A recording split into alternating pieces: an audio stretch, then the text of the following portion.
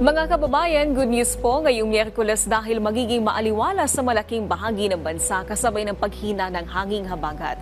Sa katunayan, easterlies na po ulit yung nakakaapekto sa ilang bahagi ng bansa gaya ng Eastern Visayas, Caraga at Davao Region.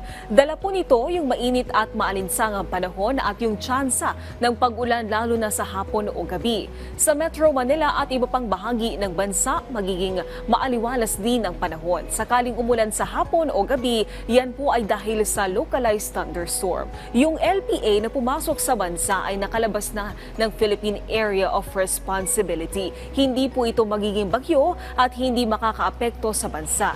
Ito naman yung aasahang lagi ng panahon sa iba't ibang bahagi ng bansa.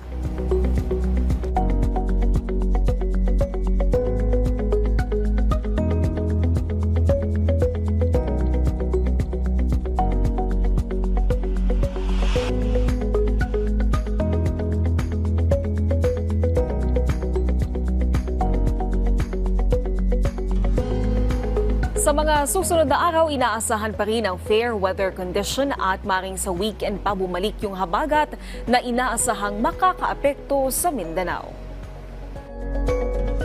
At paalala muli sa ating mga kababayan para maging ligtas sa lahat ng pagkakataon mula sa epekto ng pabago-bagong panahon. Ugaling tumutok dito lang sa PTV Info Weather.